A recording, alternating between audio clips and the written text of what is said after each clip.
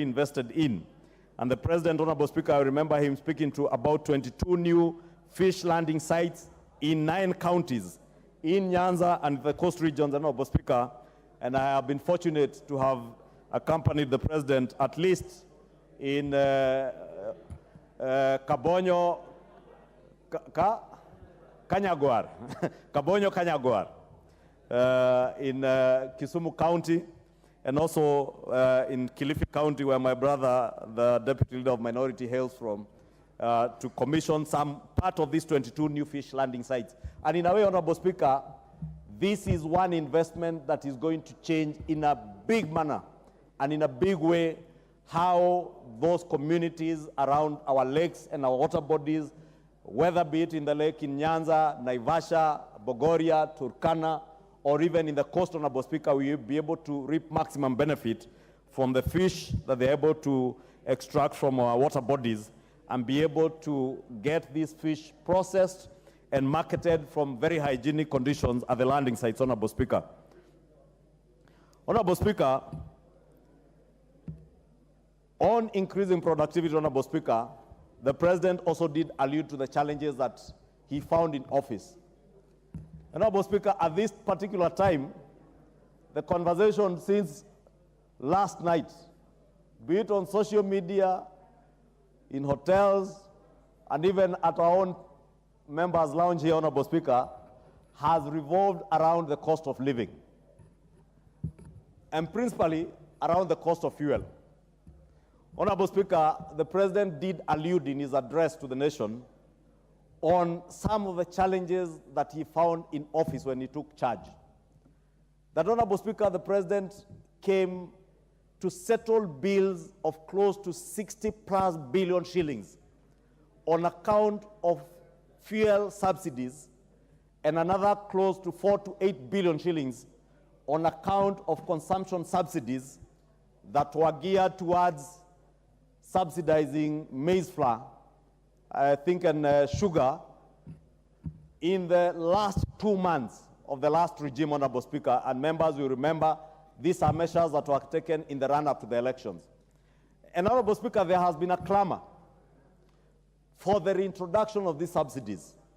And I am glad, Honorable Speaker, that the President went to great length to explain to the people of Kenya on the difficulty of entrenching consumer subsidies vis-a-vis having a system where you have sustainable production subsidies, Honorable Speaker. Because, Honorable Speaker, as the President stated, it was left to this regime or to his administration to settle the bills of the consumption subsidies that were effected in the last 8 weeks. Subsidies that were geared towards enticing the people of Kenya to vote in a particular way, Honorable Speaker. Honorable Speaker, it is one thing to seek political popularity, and it is another thing to do the right thing for posterity and for future generations of this country. Honorable Speaker, I just came from Stony Athi, where we are retreating on the national dialogue process. And the question of the cost of living is one of the key issues that we are having to deal with even at the national dialogue. And I want to encourage Kenyans to continue conversing and dialoguing with each other, because it is not until we are able to look at each other in the eyes and tell each other the truth that it is not tenable, Honorable Speaker, to subsidize fuel. It is not tenable, Honorable Speaker, to continue shoring up our shilling against other hard currencies. And I must commend the current administration in the central bank, because they have told us we have to deal with economic fundamentals as they stand without shoring up our shilling against the dollar or other hard currencies, Honorable Speaker. That we have to deal with the economic fundamentals and deal with sustainable economic solutions for the benefit of our generation and future generations. Honorable Speaker, we risked in the last 2 months of the last regime, Honorable Speaker, driving our nation into a pit that we would never have seen light at the end of the tunnel from that pit. But I am glad, Honorable Speaker, from the measures enumerated by the President and what Kenyans can see, this country is on the right trajectory in terms of recovery of the economy, Honorable Speaker. And I said it is one thing to say and do all the right things for the ears. What will excite the masses, Honorable Speaker? It will be very easy for the President today to act populist, like those ahead of him did. Subsidize maize flour, subsidize fuel, Honorable Speaker, or even today declare that we have done away with VAT on fuel, for instance. But, Honorable Speaker, the question that we must look each other in the eye and ask ourselves, even if we had not a single tax on fuel today, will the cost of fuel continue to rise amidst the global rise of oil prices, Honorable Speaker? And the straight answer, Honorable Speaker, whether we like it or not, whether there are taxes loaded onto some of the products that we are dealing with, like fuel, if the global oil prices continue to rise on account of the war in the Arab world, in the Middle East, or in Ukraine and Russia, Honorable Speaker, if you are not able to change certain fundamentals like those of that war, if you are not able to change fundamentals as the global supply chain disruptions that came with the COVID pandemic, if you are not able to reverse the climate change issues, Honorable Speaker, the West, in Europe, in the Americas, Honorable Speaker, they are now at the onset of winter. The demand for fuel for heating in their homes is at a very high level, Honorable Speaker, and demand for fuel will continue being there. Honorable Speaker, until and unless we deal with those fundamentals, we can only be lying to each other and lying to our people, pretending to shout from rallies and funerals that we can subsidize fuel, Honorable Speaker. Our economy today cannot bear the burden of subsidizing fuel, Honorable Speaker. But I must note, Honorable Speaker, that being an administration and a regime that is being sensitive and alive to the realities of the challenges, global challenges that pervade the economy in the world, Honorable Speaker, this administration, Honorable Speaker, even with the consistent rise in global oil prices, Honorable Speaker, using the Fuel Stabilization Fund, at least this administration has been able to preempt very high spikes and standardize the pricing using that stabilization fund, Honorable Speaker. And I want to believe, Honorable Speaker, even in the expected review of oil prices or fuel prices this month, the use of that stabilization fund will be utilized. And that is the right way to do things, Honorable Speaker. Otherwise, we can continue subsidizing fuel, continue accumulating the kind of bills that we are accumulating to the tune of 60 billion shillings for a period of only 7 to 8 months, but sink our economy and our country into a debt hole that we will never get out of, Honorable Speaker. The joy that we must celebrate today as a nation, that even with the difficulty around the world, Honorable Speaker, our nation, our country today, Honorable Speaker, as the President stated, we can confidently stand up high with our shoulders and our necks high and tell the world markets that we are ready to start repaying our Eurobond. We shall not be defaulting on any of our international financial obligations, Honorable Speaker. And I must commend this administration and the President for the measures taken to ensure that we do not take the route that has been taken by other African countries. Honorable Speaker, let me say, it all begins and ends with leadership. With the right leadership, you do the right things at the right time. With the wrong leadership, Honorable Speaker, you will be tempted to do all the populist things that we speak about in funerals and rallies over the weekends, Honorable Speaker, that we can afford, knowing very well that we can't, Honorable Speaker, to subsidize food, to subsidize fuel. Honorable Speaker, all the things that we cannot afford as a country, Honorable Speaker, we must be bold enough to look at each other in the eyes, to look at Kenyans in the eyes, and tell them that we were in a bad place, but we are getting somewhere, Honorable Speaker. I am very confident, Honorable Speaker, and I know those who never voted for this government, those who never believed in this administration, those who do not support this administration would not agree with me or agree with the president when he says that this economy has now been stabilized. We are now out of the hole. We can now see the horizon. We can see where we are going, Honorable Speaker, as an economy. That may not be clear to those who believed in subsidizing consumption, Honorable Speaker.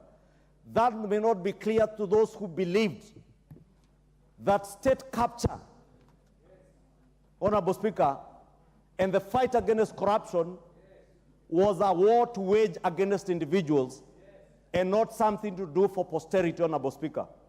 I am glad the President spoke and addressed the nation on what is his administration not only intends to do, but is doing on the fight against corruption, Honorable Speaker. And I know many of us, again, those who never believed in this president and in this administration, have taken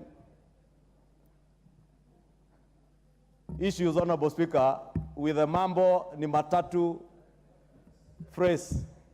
But, Honorable Speaker, that is just how bold we have to be.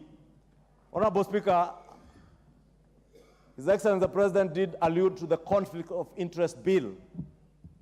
And without anticipating debate, Honorable Speaker, that bill is before this House. I wait with bated breath, Honorable Speaker, to sit and listen to how many of us in this House who pontificate on the fight against corruption will stand to oppose the conflict of interest bill that stands to decisively deal with matters, state capture, and the fight against corruption, Honorable Speaker. The shoring up of our interest, of our shilling against the hard currency, Honorable Speaker. Kenyans may not know that on account of state capture, our shilling, our foreign exchange reserves were being manipulated on account of state capture because those who held instruments of power were also players in the banking sector. Government agencies, government departments were being forced to bank with particular banks, private banks, Honorable Speaker. But we have opted, Honorable Speaker, out of magnanimity, not to look back, but to forge ahead, knowing that we found an economy that was in the doldrums, without looking back at who did what through state capture, Honorable Speaker, to focus on what needs to be done now, urgently, to get our economy working again, and not working for those in government today, not working to those who are policymakers today, but working for the downtrodden, working for those at the bottom of the economic pyramid, Honorable Speaker. We speak about social protection, Honorable Speaker.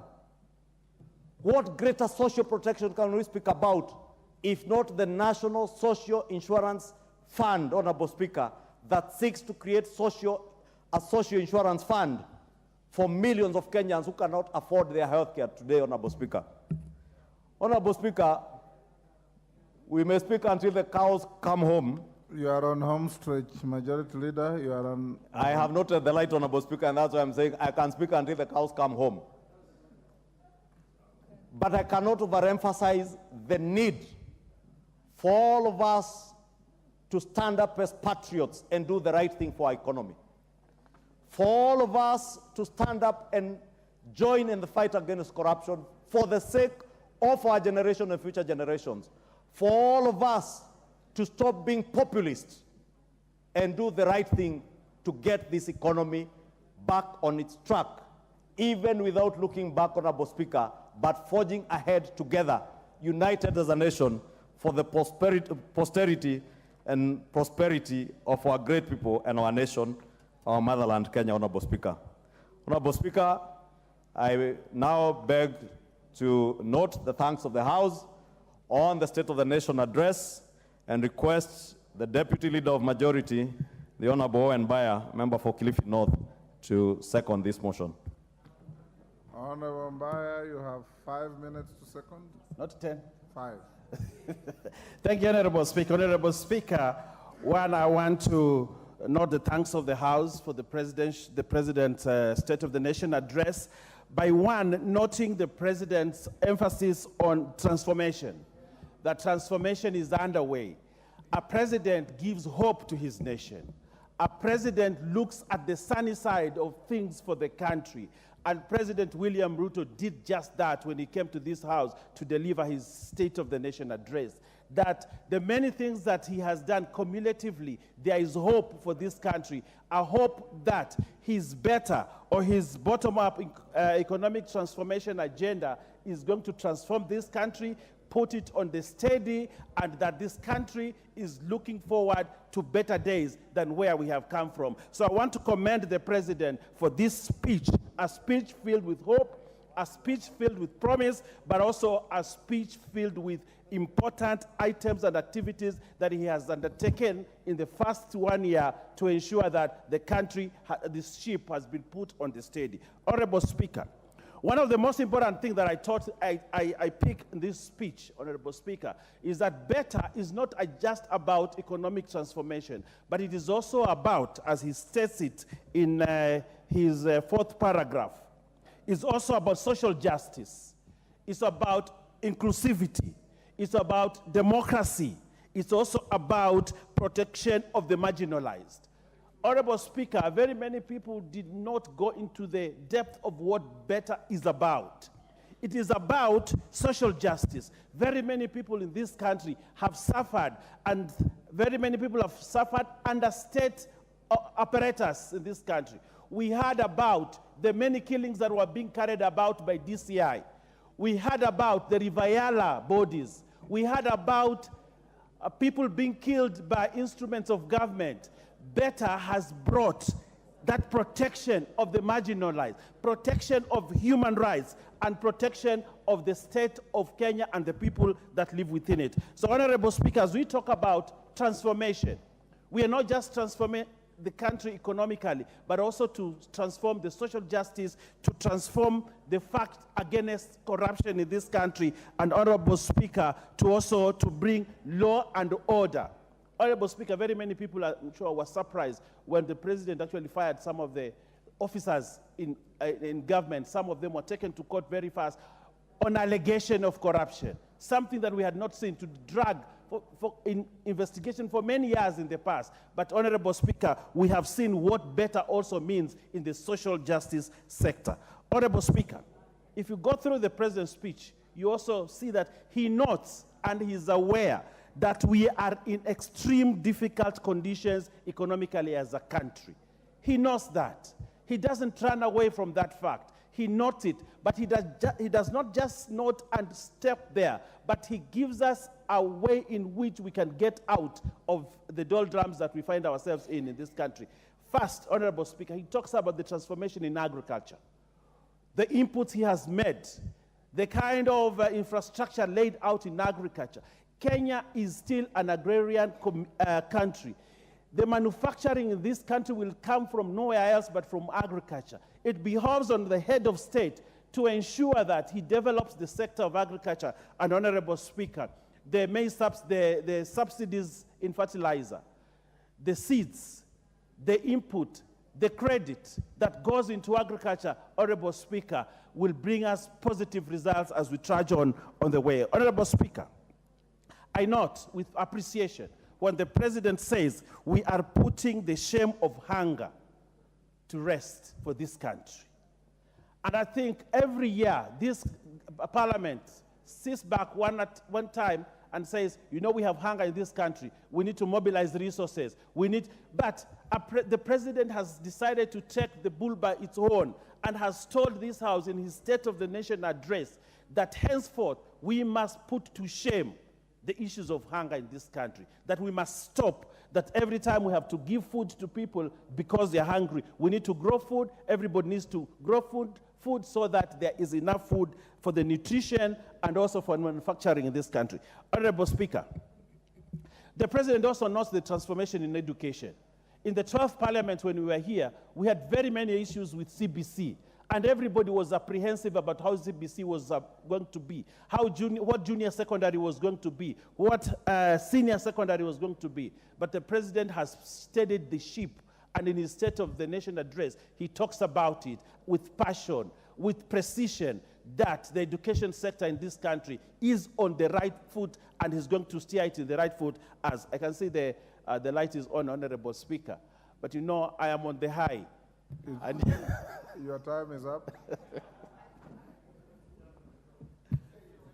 You know your time, honorable members, when you are given an opportunity. Organized manner. I now propose the question, honorable members, that pursuant to the provision of Standing Order 24.6, the thanks of this House be recorded for the exposition of public policy contained in the address of His Excellency the President, delivered in Parliament on Thursday, 9th November 2023, and further, that this House notes the following reports submitted by His Excellency the President in fulfillment of provisions of Article 132(1)(c) and 247 of the Constitution laid on the table of the House on Tuesday, 14th November 2023. 1. The 10th Annual Report on the measures taken and progress achieved in the realization of national values and principles. 2. The 10th Annual Report on the progress made in fulfilling the international obligations of the Republic of Kenya. And 3.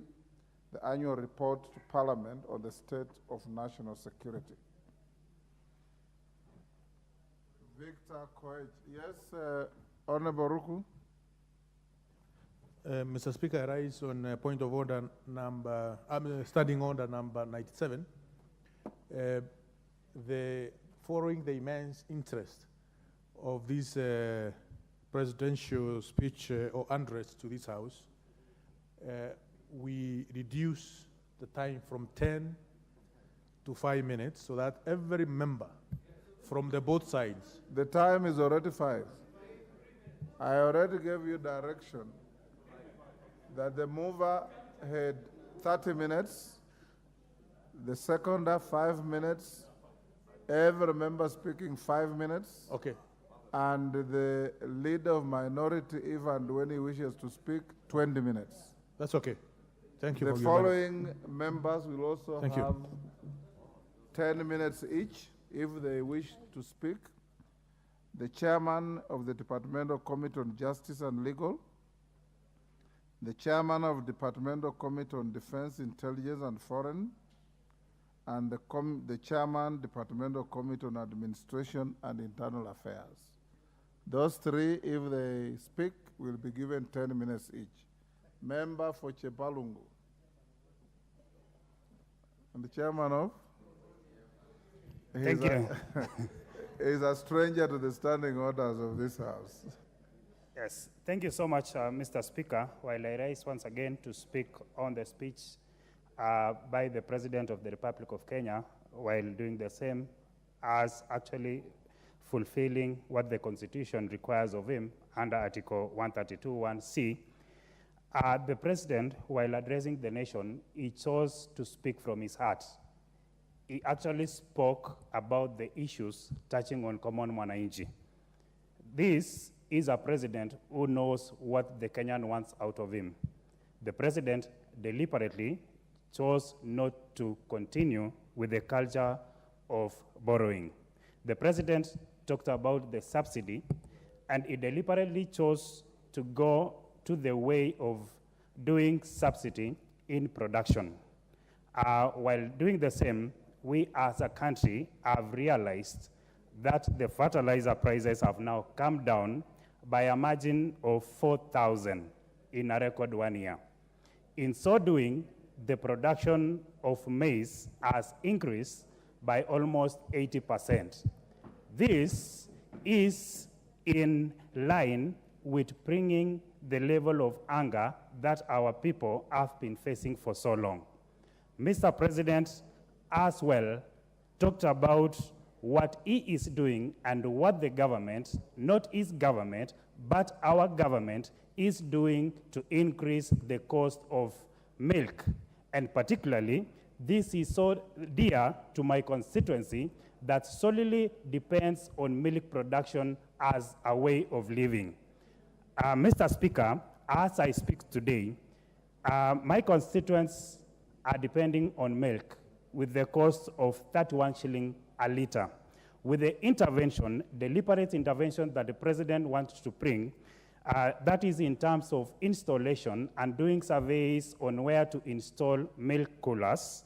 And actually, the prices now for milk is going to depend on the quality of milk that you produce. This is in line with the government agenda of increasing the prices for milk, and it will go in and in improving the economy of our country. Our president talked about the agenda that was our campaign manifesto, that is universal health care. He has deliberately, and we have deliberately, chosen to do digitization, which is going to have each and every one of Kenyan accessing universal health care. Our president, in this case, has talked about so many things, and among them, he has deliberately refused to even borrow on recurrent expenditure. Previous governments have been known to be borrowing for recurrent expenditure. The president has said that as a country, we are going to live not beyond our means, but we are going to live within our means, which is going to improve greatly on our economy as a country.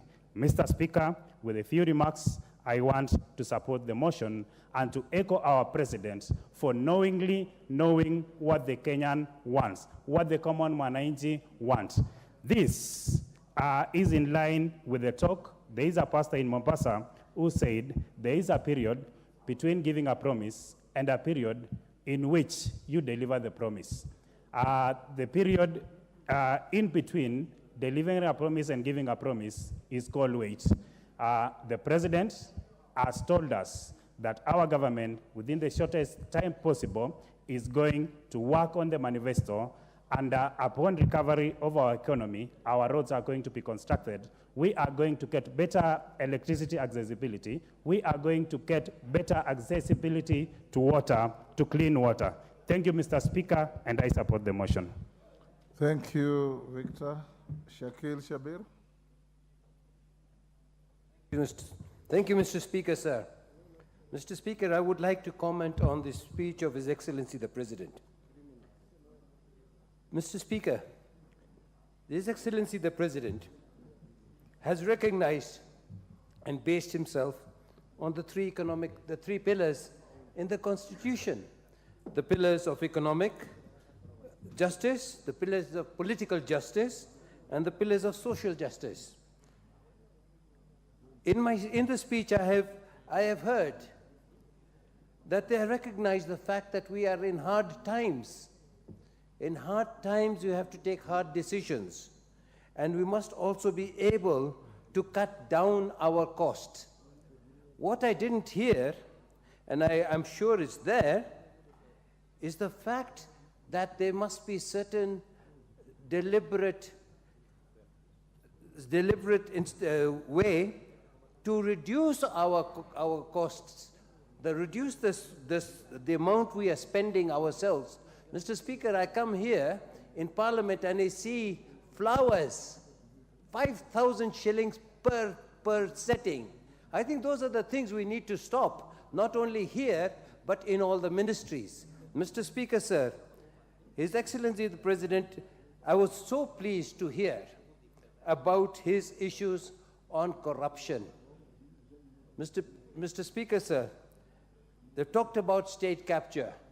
We've never really dealt with the name corruption, but I was so pleased this time that he was able to clarify what his stand is on corruption. And if the executive will of corruption is there, Mr. Speaker, sir, we are going to deal with this. We will be able to sort out many of the issues of corruption. I was most pleased about his instruction or request, not instruction, request, that the conflict of interest bill be passed quickly. Mr. Speaker, sir, as you understand, that the rain started beating us very much when under the Moi regime, or was it the earlier regime, civil servants were allowed to trade, were allowed to have businesses. And no matter what we tried, the executive was never going to listen to us. Now I think if I don't want to... That was not in the Moi regime, it was in the Kenyatta one. I apologize, sir. And I did say I think maybe the earlier one, the Kenyatta regime. And I think that has gone on and on. At this moment in time, you're finding the Procurement Act. You're finding so many of these things. The budgeted corruption that takes place is over 80% of the corruption that we have. So I am very pleased in the President's remarks that he's going to take swift action. And Easy Matatu, I am quite agreed with the Matatu if he says that. If Mambo Matatu, Nina agree. If the issue is that they are going to take them to Uhuru Park and hang those guys who've been involved in grand corruption, I support. But I think the issue here is, the fact of the issue is that our poor are getting poorer. Economic justice here is not being dealt in the proper manner. And I plead with the President and his team to make sure that we start cutting the cost from the rich, the top, and the poor get benefit. Right now, Mr. Speaker, sir, the poor pay more for unga in the slums. They pay more for water. They pay more for everything. So that is economic injustice. And I feel that is very, very much the thing. I agree with the majority leader, and I definitely agree with the President. Subsidization is not the way out. It is just digging a hole even further to go down. I'd like to say that this is the sort of thing that we need to do. Mr. President, sir, the debt office must be made independent. Let us make the debt office autonomous so they're not being monitored by others. And finally, Mr. Speaker, sir, I suggest that us members of Parliament should fly economy when we are going anywhere on our visits abroad, like the British are doing, like the Americans are doing, not business class, which is 5 times more than the economy class. Thank you, Mr. Speaker, sir, for giving me that time. Doris Donya.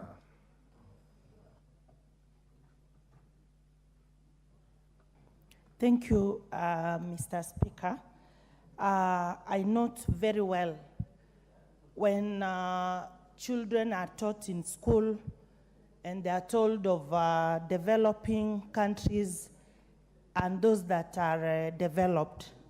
When we come to Kenya, Mr. Speaker, the major thing that we should do as leaders is to ensure on how to eradicate poverty and, of course, extreme hunger. When I follow well on the speech of our president, I noted that there are some things which were not coming out clear, more especially on the price of gorogoro of maize. Immediately, he spoke of 60 to 70, Mr. Speaker. I got excited. But when I went to Kisii, the price of gorogoro of maize is between 120 and 150, Mr. Speaker. So there is still that gap on how to eradicate poverty and hunger. When you meet people, Mr. Speaker, on the streets, what they want to hear is when are the youths going to get employment? When are our people going to have good roads? When are our schools going to have sufficient water, Mr. Speaker? As at this season, it's raining well in our land. The problem is immediately after the rains, Mr. Speaker, we are still going to experience hunger. What I suggest is if we could have the Ministry of Water coming up with ways in which we can harvest this water so that during the drought season, our people benefit. Apart from prices of hunger going down, Mr. Speaker, we have people like the Maasai community who rely on meat and milk. So it should not be perceived that when the prices of gorogoro of maize have gone down, which have not gone down, we have solved the problem of poverty and hunger, Mr. Speaker. So many people are crying, even the JSS students, Mr. Speaker. We've not gotten clear measures on how our children are going back to school with good number of teachers. At least the ratio should be well so that we have good participation of student and teacher. Yes, we are improving on the environment. What we saw yesterday, Mr. Speaker, the President has been talking of on how to mitigate and reduce expenditure. Mr. Speaker, we used to have scouts in our schools. I remember when I was in Kaplong Girls, we could plant trees, visit the sick in hospital. If this thing of planting trees can be taken back to our learners, they are taught, it is made a daily routine. We can save and have a better Kenya. Thank you, Mr. Speaker. Thank you, Doris. John Waweru Dagoretti, South. Mr. Speaker, I thank you. And I'll start by congratulating the Parliament for organizing such a good afternoon for the State of the Nation address, with yourself on the chair, Mr. Speaker, being the main host. And I also want to congratulate His Excellency the President, not only for honoring his duty and doing what he's required to by the Constitution, but actually boldly and candidly venturing into the business of letting the country know where exactly we are. Mr. Speaker, the President was not shy to let us know that we are actually working in very difficult situations. Difficult situations at home and abroad. Difficult situations that are exacerbated by the conditions of drought that has prevailed, Mr. Speaker, for several years ahead of these rains that we are experiencing today. Mr. Speaker, the situation globally is also affecting the economy of this country, with wars all over, supply chains interruptions, and the situation in which the situation with which this government came to office, and what they found, Mr. Speaker. Mr. Speaker, with all this as the lay of the land, His Excellency the President said that he is not here to excuse any failure. He tackled the issues head on, Mr. Speaker. And one most amazing thing about the presentation of the State of the Nation is the style with which the President did it. His Excellency the President, ahead of his speech, took time to call numerous Kenyans across the nation to have a candid one-on-one discussion, Mr. Speaker, so that this speech was in essence what the people in the street would call a collabo between the President and his people, reporting what the situation on the ground is verbatim, Mr. Speaker. Mr. Speaker, I'll take a few moments to just observe some of the sentiments that the President put across on a very critical sector, Mr. Speaker, the sector that is the digital economy.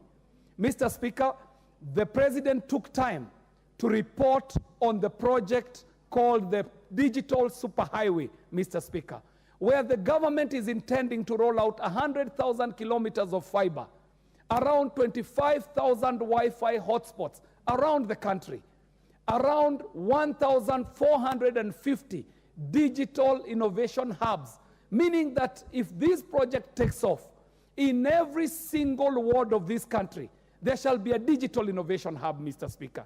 And Mr. Speaker, the Honorable Doris Donya, in her contribution, did ask, where will the jobs come from, Mr. Speaker? And I ought to report here, Mr. Speaker, that with the few digital innovation hubs that have been installed around the country, the results are almost immediate, Mr. Speaker. You shall go to a digital hub that is in Nakuru, and you shall find that every month, this digital hub is returning earnings of over 6 million Kenya shillings that is being earned by young Kenyans who are working around the clock, getting digital jobs from international companies, Mr. Speaker, earning in dollars.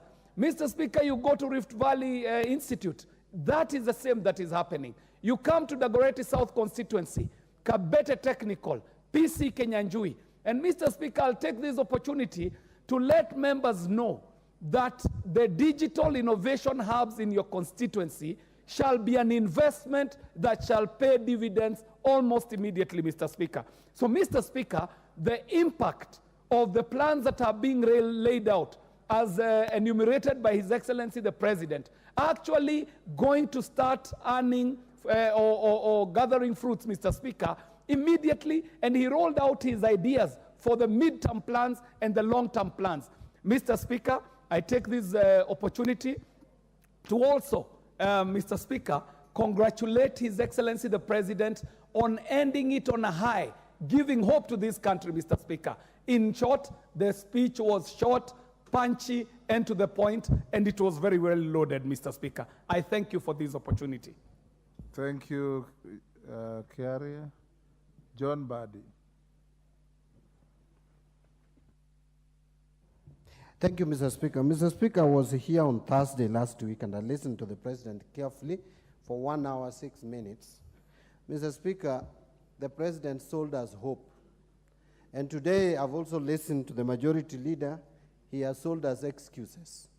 So, Mr. Speaker, I just want to remind the two leaders that you cannot sell hope and excuses 14 months into your leadership. I want to remind them that this administration has taken 25% of the time that they were given by the people of Kenya, if at all the people of Kenya gave them, and they are remaining with only 75% of the time.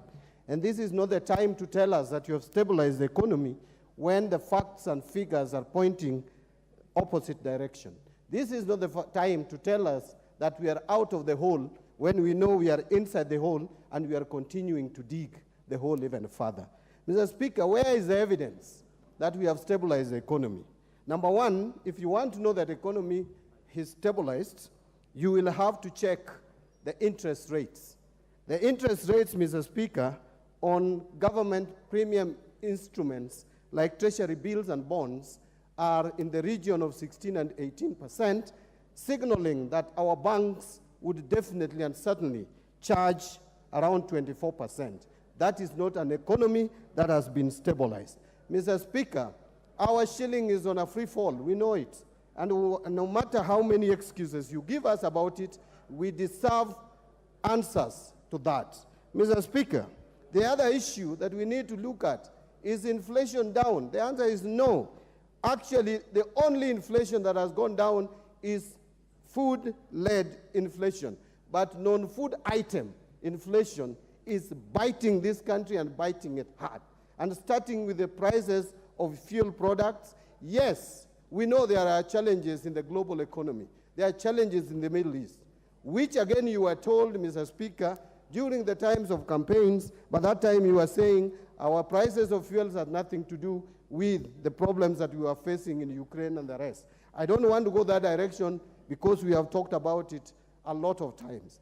But there are solutions to the price of fuel that we could use to reduce at least the price of fuel to under 200 shillings. And that is, this was not the right time to increase taxation on fuel products or petroleum products.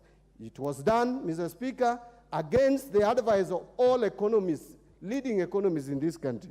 Mr. Speaker, if I was the president, the first thing I would do would be to fire all my economic advisors and economic team and get fresh ones with fresh minds to advise me appropriately.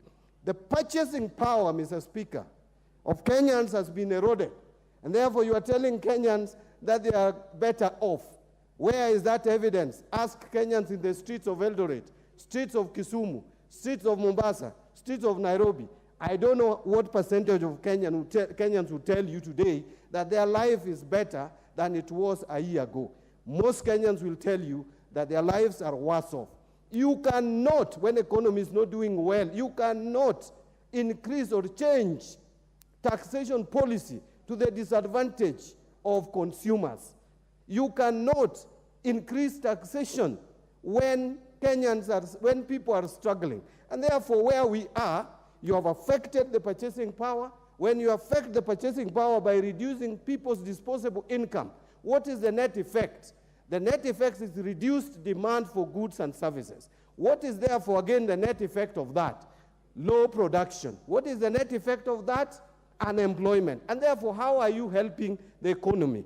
Mr. Speaker, you cannot claim that you are fighting corruption when your own senior officers are using government resources to hire 8 choppers to a single fundraiser in the village. You are asking all your ministers, cabinet secretaries, on a day, Monday, you buy seedlings for 10,000 and you hire a chopper for 1 million to go and plant the trees. What kind of austerity measure is that? Mr. Speaker, I want to conclude by saying that Kenya is in a drip. If at all we were talking of Kenya being in ICU before the last election, it is now in a drip, and we are just surviving by the grace of God. We are praying that somehow some miracle happens, that Kenya survives. At this rate, with this administration.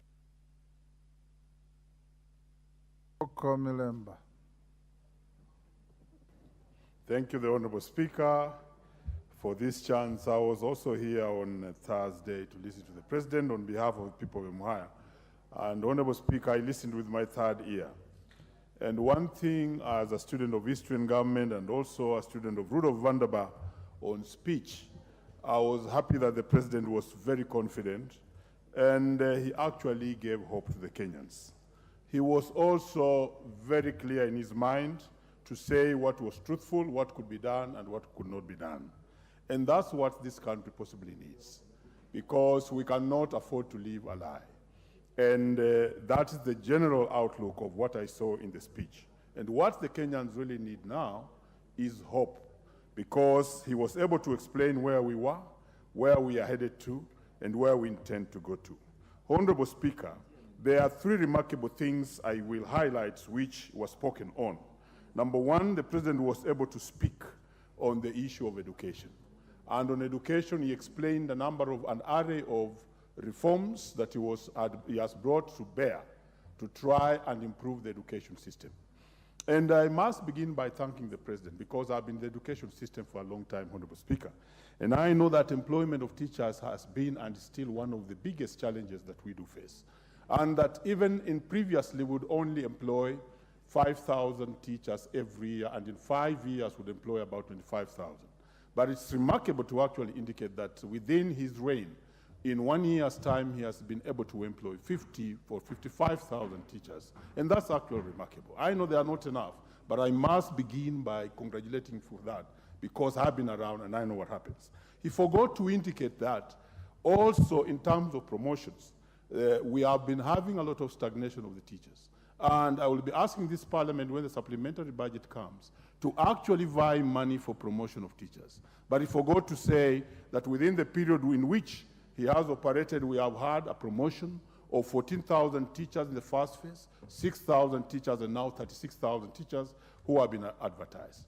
I would be glad to actually indicate and report to the President that of the 55,000 teachers who employed, and we thank him for that, most of them were interns. And now they are the ones who are in the JSS, and they are now looking forward to becoming PNP, permanent and pensionable. Honorable Speaker, I was in Bomet over the weekend, and most of them are crying out that after the one-year internship program, they should be confirmed as PNP. I'll be asking this House to support the President by actually vying money to make all those intern teachers who are in our JSS and other parts of the schools to become PNP. Honorable Speaker, the next thing I want to speak on, which came out very clearly in the President's address, was the issue of the economy. And here he was very, very firm and clear. And the issue of cost of living as an agenda in the bipartisan talks needs to be given more time, the way the mover of this motion did indicate. And it needs to have everybody look in each other's eye. I was very proud when I heard the leader of majority use that phrase, because back at home, that's my slogan. And in my language, it's called Menga Moni. Look in my eyes. Because unless we deal with that very seriously, then we can easily lie to ourselves. That he was very clear to indicate that the borrowing had reached its maximum, and it was not possible for us to borrow anymore. And you are aware as a House that even we had been downgraded in terms of our ability to borrow in the grading system of borrowing around the world. And now it's very important that we tighten our belts and actually live within our means. And if we continue with the borrowing, we shall actually collapse. He was also very bold to indicate that for the first time now, we want to face the challenge that we have always feared for the longest time, and that is the Eurobond. That we want to tackle it so that it may give confidence to the international markets to actually invest in us, because most of what the countries are doing is to default. And the repercussions of defaulting are usually very severe, and they don't last 1 month, neither 1 year. They last an array of years because you lose the confidence in your currency, and it's usually very terrible. So in the interest of time, I think I'll have to stop there. I'm unable to speak on agriculture, which I think is the most important thing, because productivity must be encouraged and not consumption. Thank you, Honorable Speaker. Zamzam Chimba.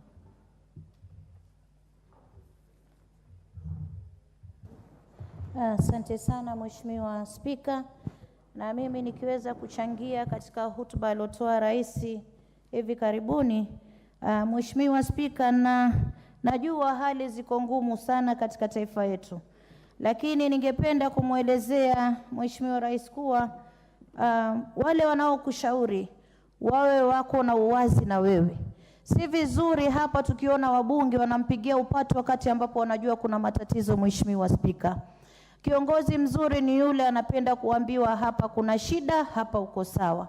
Na Mheshimiwa Spika, nimeona Rais kweli anajaribu kujibidisha, ila kuna masala ambayo hakuweza kuzungumzia, kwa sababu kiongozi mwema huzungumza yale matatizo alionayo na yale mazuri alofanya. Hatukuweza kuona hilo katika hotuba ya Rais. Mheshimiwa Spika, Mheshimiwa Spika, hotuba ya Rais pia haikuweza kushika hali tata, yani hisia za wananchi zilivyo katika taifa hii. Mheshimiwa Spika, wananchi wanahangaika na njaa, taksi ziko juu, ushuru unapanda kila kukicha.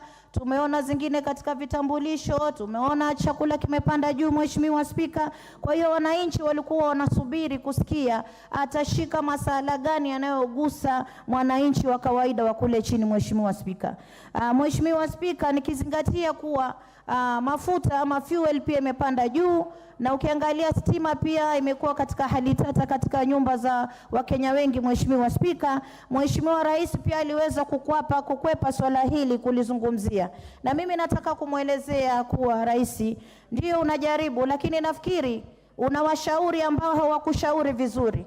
Mheshimiwa Spika, inakuwa aibu kwa kiongozi wa taifa kuweza kutangaza kuwa sasa mvua ya El Nino haitokuwepo, kisha siweze kuwa na mipango ya kukabili El Nino, alafu sasa tuanze kuona mvua inanyesha. Hii sio kuwa ni hoja ya Rais mwenyewe, aliweza kuwa advice kuwa hii haitokuwa. Na ndio maana nasema huenda yeye ana nia nzuri na Wakenya, lakini wale waliomzingira wanaompa advice hawamuelezei vizuri. Na ndio maana mimi nataka niwaelezee wabunge wenzangu, msiwe watu wa kupiga ngoma tu, mpiga ngoma mkicheza hamjui mziki waenda vipi. Ni lazima hapa, hili ni bunge la uwazi, kuelezana ukweli. ukweli. Tuweze kumwambia rais, hapa umefanya, hapa kumepunguka, hapa jibidishe. Huo ndo mjadala ambao unafaa unaendelea katika bunge hili, Mheshimiwa Spika. Lakini tukiwa watu wa kusema kuwa twakupongeza wakati ambapo kule nje mambo si sawa, hata yeye mwenyewe anapokaa anajua kweli hawa wabunge wangu hawanipendi. Msifikiri kuwa rais hana akili. Ana akili zake na anajua na anaangalia. Anatamani hata siku moja mbunge ambaye yuko upande wake aweze kumwelezea ukweli kuwa Mheshimiwa Rais, hapa airport kuna shida iko hivi. Mheshimiwa Rais, wananchi wanalia, mafuta ya mapanda, hawana chakula. Tunaweza tukafanya namna gani? Na kiongozi mzuri ni yule ambaye kama hali ziko hali mbaya katika taifa, Mheshimiwa Spika, anaangalia. Asifanye mambo 1000 kwa wakati mmoja. Achague jambo moja ambalo linaweza kugusa mwananchi likainua uchumi, aweze kufocus na jambo moja, aweze kulitenda kwa ubora zaidi, kisha mengine yatafuatia polepole.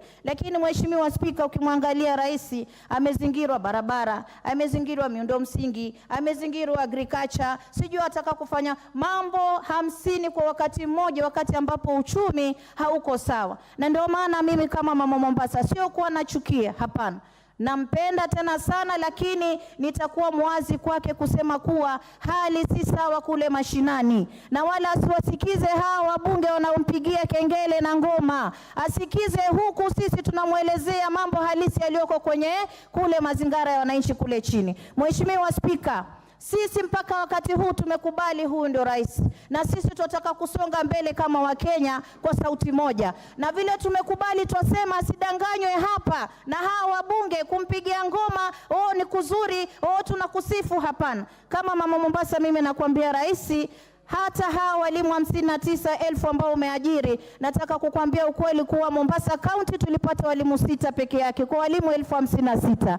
Katika hizi za wifi 25,000, mimi nataka kumwelezea rais, Mombasa imekuja 2 peke yake. Kwa hiyo kama anapenda ugatuzi kama alivyosema, pengine wale wanaomshauri hawamwambii vizuri, na mimi kama mama Mombasa County napenda kumwambia kuwa ajibidishe, akazane, lakini asidanganywe na hawa waheshimiwa wengine. Asante sana. Mama, what is your point of order, KJ? Mheshimiwa Spika, ningependa utueleze kama mjumbe huyu wa Mombasa amekiuka kanuni za kudumu hapa bungeni kwa kuweza kuwapotosha wabunge, kueleza kwamba kunavyo vituo ambavyo vimebuniwa vya kidijitali, akijua vema kwamba wewe mwenyewe uliweza kutuita mkutano hapa wa Kamkunji na tukaweza kujadili masuala haya ya vituo hivi, kwamba ni majukumu ya wajumbe kuweza kushirikiana pamoja na serikali kuu kubuni hivi vituo ambavyo ni vituo vya kidijitali. Na pia walimu hawa ambao walikuwa wanaajiriwa, Mheshimiwa Spika, nadhani kwamba huyu mjumbe anatupotosha kutuambia kwamba kutokana na wale walimu 56,000 ambao waliajiriwa, ati kwamba ni 6 peke yake ambao wameajiriwa katika kaunti zima ya Mombasa. Mheshimiwa Spika, je, huyu mjumbe anatupotosha, na je, amekiuka hizi kanuni zetu za kudumu? Hayo maoni na namba ni zake. And in future, Mama Zamzam, when your colleague is on his feet on a point of order, you take your seat. Maliza on 30 seconds. Asante sana Mheshimiwa Spika. Nataka nimwelezee mbunge mwenzangu kuwa mimi ndio mama Mombasa na nachunguza na angalia. Na hapa tulikuwa na yule waziri kweli. Lakini wewe unajua kama aliweza kuzundiwa sehemu 2 ya kuweza kuweka wifi? Ikiwa unaweza kupinga hapa, mimi nakwambia usilolijua ni usiku wa giza, angalia ya kwako ni angalia kwangu. Kule kwetu walimu walikuwa ni wachache sana kuzingatia na namba ambazo zimetolewa 56,000. Kwa hiyo tuweze kuheshimiana, zungumza Dagoreti sijui ni wapi, mimi niachie Mombasa. Napenda rais na namuombea Mungu aweze kukazana, afanye kazi kwa bidii, lakini asisikize Thank you, Mama Mombasa. Geoffrey Ruku. Thank you, Mr. Speaker. It is important, Mr. Speaker, I feel that I was not in the House, but I followed the address online from the time the President came in to the last sentence. And Mr. Speaker, I write support all the sentiment and raised by the end of state and the end of government, and to congratulate him for a very job well done for the past 1 year. Mr. President, in his speech, in his national address, he put it clearly that, Mr. Speaker, the appointment of judges, which the 6 judges came in handy to support the judiciary, to support the judicial, the justice administration system of our country. And not only that, Mr. Speaker, the allocation of 3 billion Kenya shilling to judiciary, that is indeed a clear indication that the President supports the justice administration system of this country, which has not been faring very well for a number of years. Mr. Speaker, he also highlighted in his speech address that the Inspector General, setting Inspector General as accounting officer to ensure that the National Police Service is well managed, and at the same time appointing Justice David Maraga to a task force, to lead a task force, Mr. Speaker, to review the terms and conditions of our women and men in uniform. We have been having challenges in this country as far as the police, National Police Service is concerned, and to ensure the people of Kenya enjoy security, protection of life and property. This is something which the President did the very first days in his office, in office as head of state and head of government. Mr. Speaker, in agricultural production and livestock value chain addition, so that the cost of living can come down, a lot of investment which has been done by the government, led by the President, at the moment is yielding fruit. We have seen the fertilizers coming from 7,000 to 2,500 per bag, Mr. Speaker. And we are witnessing huge harvest in different parts of this country at the moment. The reduction of wasteful expenditure to ensure that the government is within, is controlling the expenditure. You remember in his speech and what the President has done to ensure no government officer can spend more than 7 days outside this country. And any unnecessary expenditure in our offices, in public service offices, has been cut down, Mr. Speaker. An exemplary performance which has been shown by ASRA's fund with the disbursement of huge amount of money to a tune of that 6.6 billion, Mr. Speaker, and a saving of 2.3 billion, Mr. Speaker. All this is achievement within 1 year, and it has been done by the visionary end of state. Mr. Speaker, we witnessed the employment of almost 60,000 teachers and 8,000 primary school teachers for the junior secondary schools. This has been done by a committed President.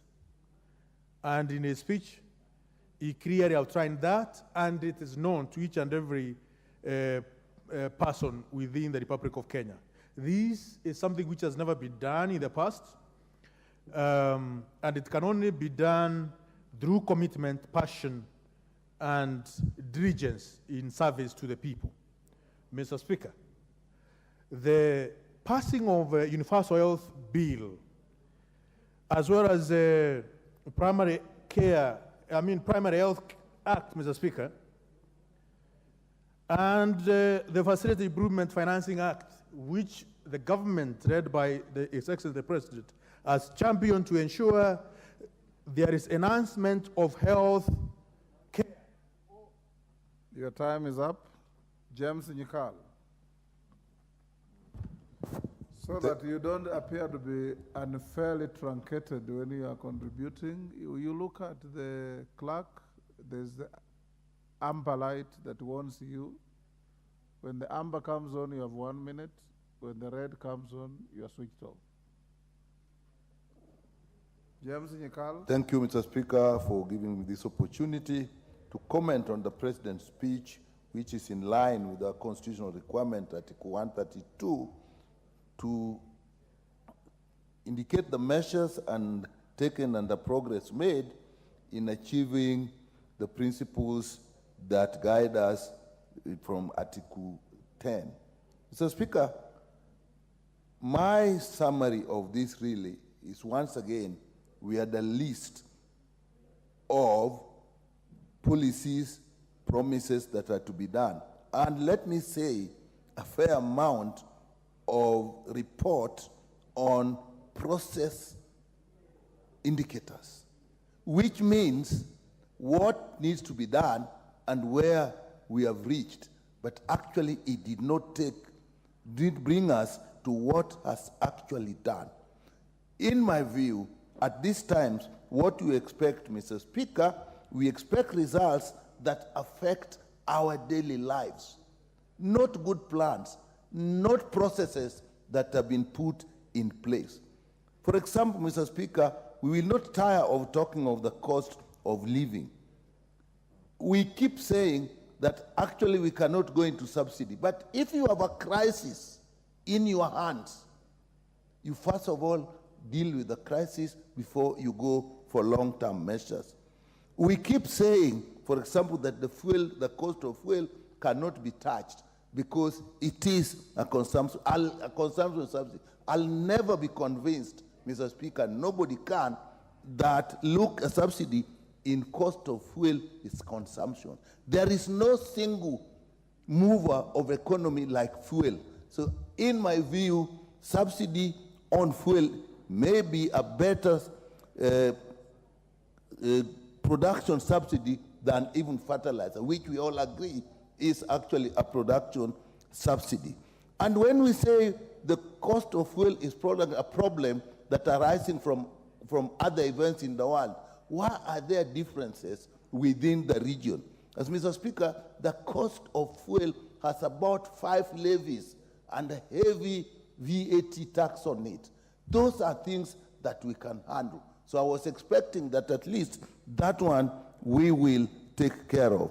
Mr. Speaker, when we talk of in the area of education, we had good indications, primary education, funding primary, university educations, but up to now, really, we are just starting to see the fees being paid, and there are still a lot of students who are in universities and their fees have yet to be paid. When we talk of universal health coverage, we have changed laws. Changing laws is not the same as actually getting results. And I'm worried, Mr. Speaker, even the laws we have changed have opened ourselves to a lot of activity from the private sector. We literally may hand over the processes to the private sector. I'm not so sure we'll get much there. Mr. Speaker, when we are talking of even social protection, we have changed the structure. A member mentioned NSSF. I don't know whether we are aware here that in our new arrangement, there are actually 2 tiers of NSSF payment which are being made by employees, where tier 1, which is a small proportion, actually is what NSSF is going to manage, while tier 2, which is a bigger proportion, is actually going to the private sector. So, Mr. Speaker, I remain worried because we are talking more processes, more policies, but we are not getting to the point of saying this is what we have achieved, is affecting your life today. We talk of 11 landing beaches that have actually, in Kisumu County alone, there are 35 landing beaches. What is 11 for the whole country? That is a drop in the ocean.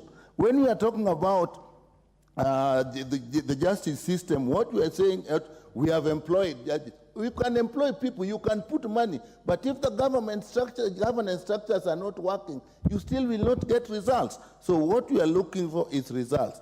When we are talking of security, we talk of funding the police. I think those are good things, but we must move away from thinking that policies, funding will eventually turn into actual delivery of what people need if we do not pay attention to the issues of governance that will move these things to allocating money. Your time is up. Honorable Ruku, I gave you a chance to speak. You finished and logged in again. That is not right. You are still stuck at the top of the screen. Then there is something wrong, clerk. The next goes to member for, it's called Moham. Member for Nyali, is it? Yes. Asante sana Mheshimiwa Spika. Ningelipenda kuzungumzia hotuba ya rais. Yale ambayo alisema yalikuwa mambo ya wazi na aligonga ndipo. Mheshimiwa Spika, ninaposikiza waheshimiwa wenzangu wakizungumza jinsi hali ya maisha ilivyo, ninashangaa sana kwa sababu hawa wanaotuzungumza na kutuzungumzia na kutueleza haya mambo ni wale ambao walitutia katika shimo la matatizo katika taifa hili. Hawa ndio walioweza katika uongozi wao, waliweza kupora mali ya wananchi na kupelekwa katika mataifa ya nje, waliweza kutumia pesa ya wananchi vibaya na kufanya kampeni zisizo na kichwa wala mguu za BBI, na leo hawa ndio wanakaa mbele yetu na kutuambia vile ambavyo taifa hili litaendeshwa. Mheshimiwa Spika, deni ya Kenya haiwezi lipwa na mtu mwingine. Deni ya Kenya italipwa na sisi wa Kenya. Kenya ni nchi huru, nchi ambayo inajifaa kujitegemea na kuzalisha mapato yake, ajira na mambo mengine mengi, Mheshimiwa Spika. Kwa hivyo kile ambacho rais wa Jamhuri amefanya ni kuhakikisha ya kwamba minyororo, mitego iliyokuwa ikiwekwa hapo awali ya sisi kila mara kuomba na kutegemea mataifa ya nje yameisha. Na wakati ambapo unataka kulipa haya madeni, ni lazima utafute njia mbadala ya kulipa haya madeni. Na njia ni sisi wenyewe tuweze kujikomboa. Nimesikia mheshimiwa mmoja akisema ya kwamba ati rais anatoa ahadi mingi sana. Achague jambo moja, amalize moja. Hata wewe mheshimiwa kwako nyumbani huli sima kila siku. Leo ni sima, kesho ni chapati, kesho ni pilau. Kwa hivyo muacheni rais wa Jamhuri ya Kenya azunguke, aende, atafute. Nyinyi hata wa leo munapiga kelele kwa sababu ya upanzi wa miti. Tusipopanda miti muko na maneno. Tukipanda munaanza kusema watu wameenda kupanda. Jambo ambalo ni jambo la Mheshimiwa Spika. Member for hold Moha's time.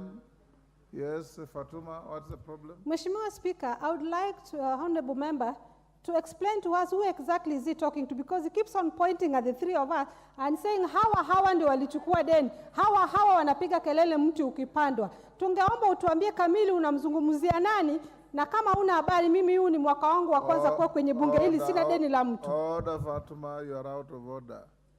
There are people like Italians who speak figuratively with their hands. The fact that you are in the direction that he's facing doesn't mean he's talking about you. Go on, Mohamed. Asante sana Mheshimiwa Spika. Nadhani wakiambiwa ukweli wanatafuta vijisababu visivyo na kichwa wala mguu. Nikisema hawa ni nyinyi ambao mlikuwa katika serikali iliyokuwa hapo awali, nyinyi ambao mlienda mkadanganya wananchi na kuwaambia mambo ya porojo ilhali mlikuwa mkipora mali yao. Kwanza nyinyi mnafaa mrudi kwa wananchi, muwaombe msamaha, museme nyinyi ndio mmefanya makosa kwa kuweza kupora na kufuja mali ya Wakenya na kutuletea haya matatizo. Mheshimiwa Spika, hawa walikuja na kifua wakisema ya kwamba tutafanya mambo mengine kwa lazima, na leo mnakaa mbele yetu bila aibu, mnataka kutuambia vile ambavyo taifa hili litaendezwa. Hata hayati Emilio Mwai Kibaki alichukua miaka 2 kujenga nchi. Wewe pia kama mbunge ulipochaguliwa huwezi fanya miujiza na kipindi cha miaka 1. Kwa hivyo Mheshimiwa Spika, yale ambayo rais alizungumzia yalikuwa ukweli bayana. Alizungumzia masuala ya elimu, akazungumzia masuala ya ukulima, akazungumzia pia masuala ya deni ya Eurobond. Na dawa ya deni ni kulipa. Na usidanganywe na mtu yoyote. Sisi wa Kenya ndio tutalipa hiyo deni, sisi wa Kenya ndio tutasukuma hii gari mpaka tufike mahala ambapo patakuwa sawa kwa kila Mkenya. Asante sana Mheshimiwa Spika. Member for Kapchai.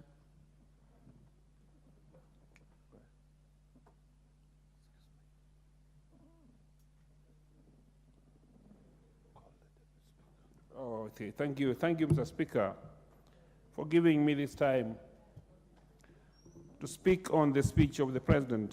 Mr. Speaker, when I listened carefully, the speech of the President, Mr. Speaker, the President is an economic tailor. He's an economic tailor, Mr. Speaker. When you take your cloth to your tailor, Mr. Speaker, and it takes your measurement and tells you come after 2 weeks to pick your suit, Mr. Speaker. Don't sit around and see how it tears and takes the scissors to cut the clothes, Mr. Speaker. You might be worried. This President, Mr. Speaker, as an economic tailor, he has cut in the structures of this government. It's important, Mr. Speaker, to know, and to know very well, that the President, Mr. Speaker, brought in the subsidy of fertilizer. Fertilizer, Mr. Speaker, brought about the issue of food in this country. As we talk today, Mr. Speaker, most farms, we are doing the second season of the crop, under 2,500 fertilizer of 50 kilos. Mr. Speaker, it has been made down now. Even this fertilizer has been moved from cereal headquarters, Mr. Speaker, to the sub-count levels to give farmers a chance, Mr. Speaker. We're only asking them, Mr. Speaker, that they increase the number so that most farmers get to ease. When we get a lot of food, Mr. Speaker, and I was wondering, Mr. Speaker, when I heard Honorable Bombadi, he said that he is not seeing the signs of development in this country. Mr. Speaker, when we harvest well and we have enough food, like in his constituents, Mr. Speaker, sufurias are now busy. You cannot, if sufurias are busy, Mr. Speaker, they have a lot of food. You can't find them on your head. And that is the reason why we are saying, Mr. Speaker, we start with food. It's not a factor, Mr. Speaker. It depends also with the school you went through. We have something called the Kepner and Trocker principle of assessing the degree of danger. And then you start from where? In your house, Mr. Speaker. If today a dog comes to bite your leg, and two, your vehicle starts rolling downwards because you left it on a free gear, and at the same time your house catches fire, and inside your house is a child who is sleeping, it's upon you, Mr. Speaker, to start making the difference. It's you to make a decision. What do you start with? That's called the Kepner and Trocker principle of the degree of danger. You will first start with the house that is burning. Take out the child as the dog bites your leg because you can go to see the doctor. So, Speaker, the President has chosen on what to start with, and the first is food.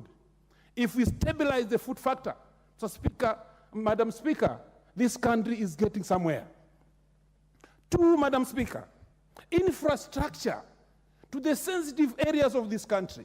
We need better roads, Mr. Speaker, to go inside to get where food is produced, agro-based zones, where we can get fresh milk from the farms straight and quickly, 2 hours, back to static time, to reach the centers and cooling centers. That's what we need, Mr. Speaker, in this country. We need roads that can feed in to get some of these perishable foods from inner parts of this country to come to the markets. That is what the President is focusing on. So, Speaker, I want also to say something, that the national dialogue, that due to the magnanimity of the President, due to his magnanimity, Madam Speaker, he chose that we come together and talk. We expect fruits from this dialogue. We also want to know, Mr. Speaker, that we are not doing things at futility. When it will come to this house, Madam Speaker, let us work on it and see how better we can make of it. Madam Speaker, I cannot finish if I cannot mention that the President and the First Lady are a praying family. A praying family, it makes a praying nation. And if we pray together, Mr. Speaker, and we work hard, Madam Speaker, this Kenya is getting somewhere. Thank you, Madam Speaker. Okay, the Honorable Member for Kilifi South, Honorable Ken Chonga. Thank you, Madam Speaker, for this opportunity. I stand to express the feelings and the wishes of many Kenyans as far as this speech is concerned. And Madam Speaker, let me take a cue from Honorable Zamzam when she said that when we debate some of these speeches, we need to understand that we are here for the interest of the Kenyans. And honestly, the way we present our debates will impress on Kenyans on what they feel about it. When we stand in front of this chamber and we debate out of our thorax and mouth the way Honorable Muhammad Ali was doing, honestly, it creates no value. We come here to debate issues. We are not here at war. Madam Speaker, let me say that the speech of the President, to many, it was a very, very big disappointment. It was a disappointment because let us, first of all, take cue of when, during the time when we were campaigning, the promises that the Mwananchi was promised by this government. It was the expectation of every mamamboga, every boda, every hustler, that life was going to be better than the way it is today. And if there's anything that Mwananchi expected, that is what he wanted to read and understand from the speech of the President. Madam Speaker, let me tell you where the rain started beating us. The rain started beating us by passing out a punitive finance bill in this parliament. We talked about it, we discussed it, we could see the weaknesses of some of the elements that were in that bill, but there was nobody to hear because the numbers were less. The finance bill is the biggest cause of the cost of living today. Madam Speaker, the other day, on the 8th of November, members of parliament from the government side were at State House. And they expressed openly that they have become less popular because of the cost of living. This is something is in parliament domain. And I think the President, what he said was, you do not need to be popular. Indeed, if they feel they're unpopular and they feeling what the Mwananchi is feeling on the ground. Madam Speaker, I was keenly listening to the leader of majority here and his deputy, and the kind of lies that they were making to Kenyans. One of the causes why the cost of living is not going to go up any soon is the cost of fuel in this country. Madam Speaker, you and me know very well that Kenya went into an arrangement of government to government with the government of Saudi Arabia. Look at the players in this arrangement, first of all. If there is nothing that I can call a scam, this is the biggest scam, Madam Speaker. They are telling us that the cost of fuel is going up because of the war in Ukraine and the Hamas. How come the cost of fuel is going down in Tanzania, in Rwanda, in Uganda? What explanation can the President make out of that? It is in public domain that the companies who were given the tender to be bringing fuel tied their hands in such a manner that when the cost of fuel is going down, they cannot negotiate these terms. And you know very well, for as long as the cost of fuel will remain high, everything in Kenya will remain high. Madam Speaker. What's your point of order, Honorable KJ?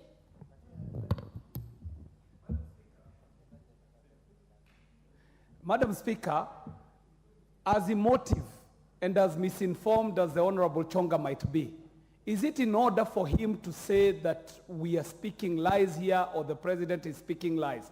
To the best of my knowledge, Madam Speaker, this is very unparliamentary language that goes against even our standing orders, Madam Speaker. So I think it is in order that the honorable member withdraws that statement on the issue of lies. It is unparliamentary language. He needs to withdraw and apologize, Madam Speaker. Honorable Chonga, if you make a allegation. Madam Speaker, if you heard me very well, there is nothing that I called a lie. Maybe I should use a different language for KJ to understand what I'm talking about. What did you say exactly? What I'm saying, Madam Speaker, is as the government or as the leader of majority has just put it here, that the cost of fuel in Kenya is going up just because there is war between Israel and Hamas. Why couldn't he go, a step further and explain to the parliament why the cost of fuel in Tanzania, Rwanda, Uganda is going down?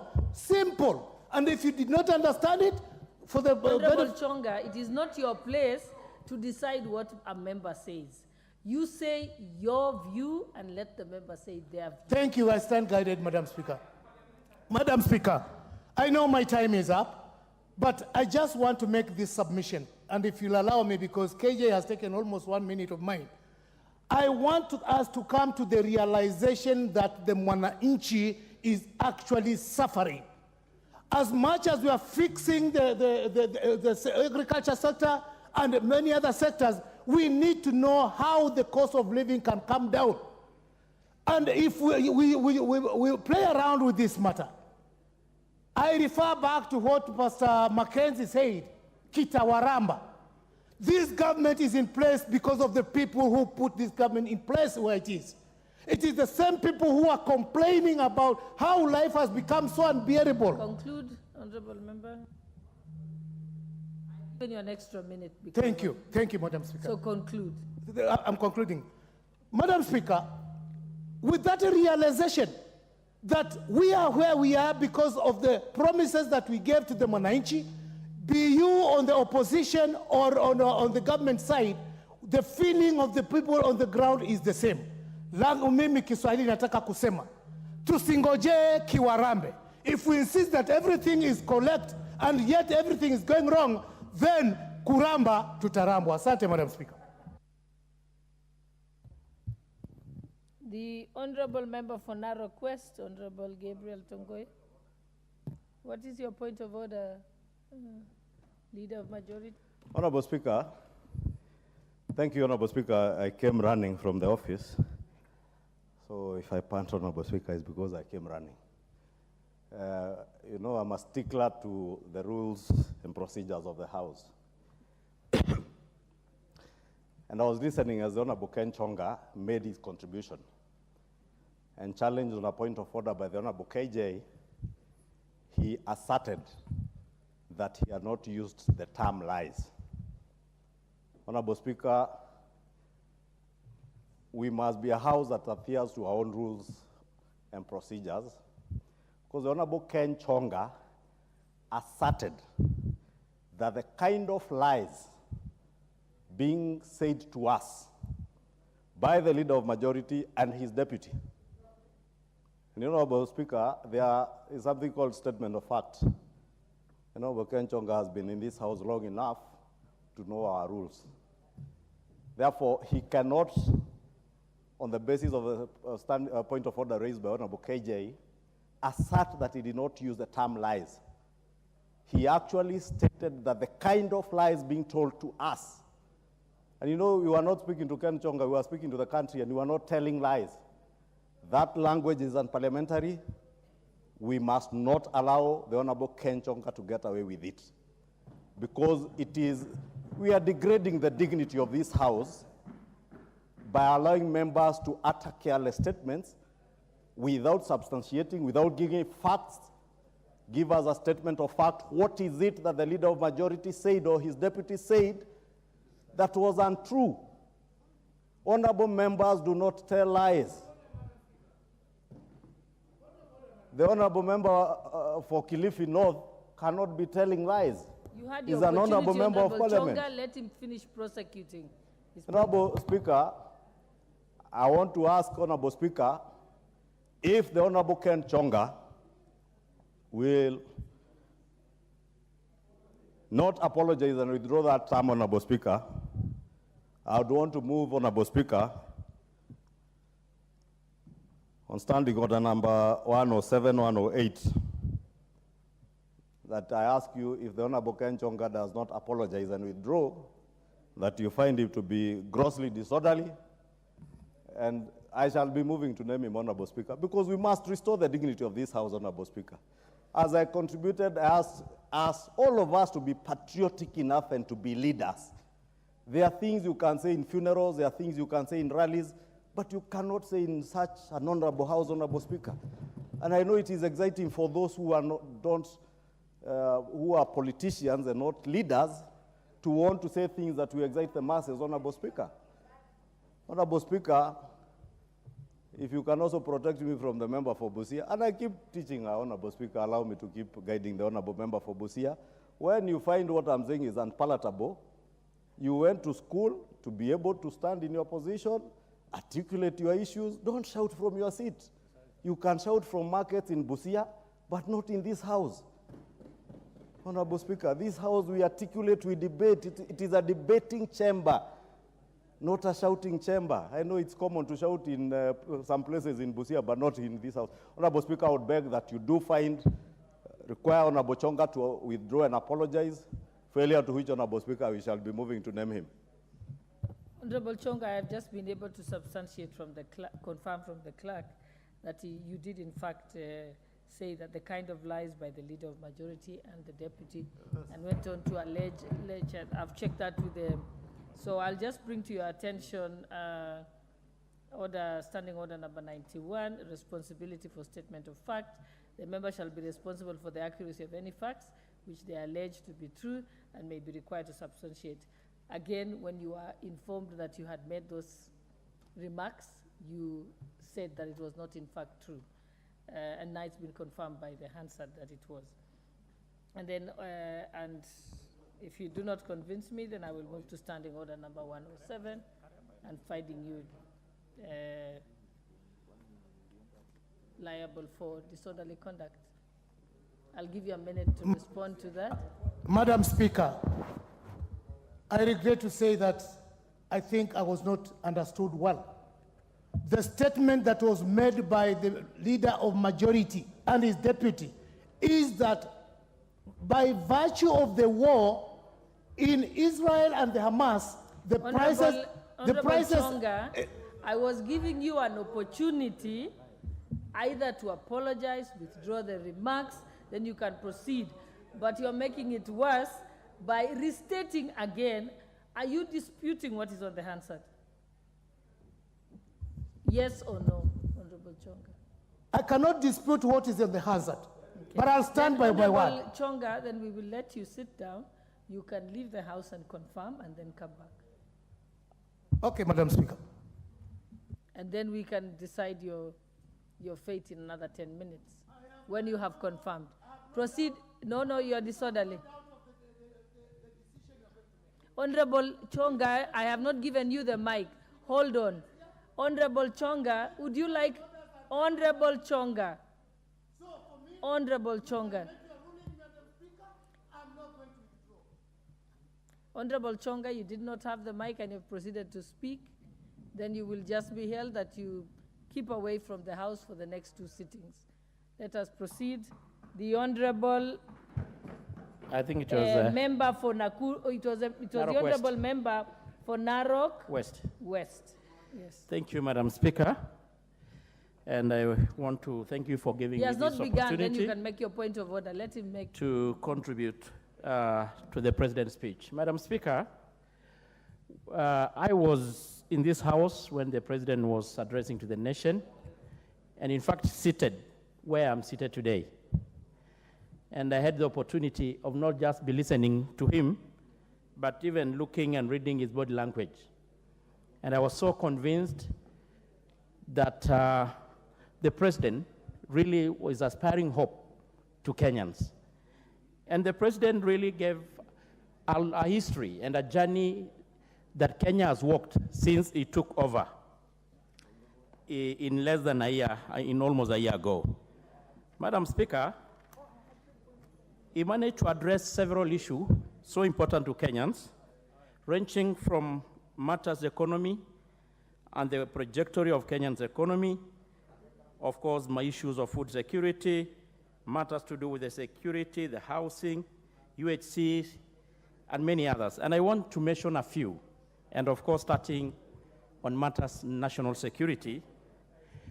And the President started by outlining what he committed to Kenyans, and that giving the national police the financial autonomy to enable them execute their mandate in serving Kenyans and ensuring that Kenya is safe. And the President lived true to his promise to Kenyans that in executive Presidential Executive number 1, the president gave the police the financial autonomy, and I can confirm that as the chair of that committee, Madam Speaker. It is true that Kenya, we have been having security challenges ranging from cattle rustling, the terrorism, especially the issue of banditry in North Rift and Northeastern and actually some part of the country. And our very disciplined and committed and very competent security forces has continuously been executing their mandate to ensure that Kenya is safe. And it's just good to mention, Madam Speaker, that in the endeavor to make sure that our police officers and our security forces are well equipped to execute their mandate, the modernization program that the President has been promising to Kenyans is on course to ensure that our security forces are well equipped to address the security challenges. We can all confirm, Madam Speaker, that the issue of cattle rustling and banditry in North Rift has really significantly reduced. And even members in this House from that region can confirm the same. Of course, we have still a few challenges. They are not there, but we are really up to the task. You also mentioned about the issue of NYS, that we are going to double the intake and ensure that the 80% of the NYS are going to be taken during the future recruitment into our security forces, being the police or the KDF. Madam Speaker, on the issue of international obligation, we are on the right track as a country. It is true, we are proud to be Kenyans. Kenya has been known, and they have really cemented their position in the global arena, especially in matters peace. We are currently participating in several countries, helping those countries stabilizing the peace. And even it is in this that I don't want to preempt, but we know, of course, the issue of our anticipated deployment of our forces to Haiti to help that country to maintain their peace. Madam Speaker, on the issue of food security, the President was able to really put it in clear terms what the country, what the Kenya Kwanza has managed to do, starting from subsidy on fertilizers, which has enabled the produce, the food, which has really enabled, Madam Speaker, the harvest to double in less than a year. We have talked about issues to do with the provision, reducing the post-harvest by provision of the dryers. And I'm proud they talked about the first consignment is just on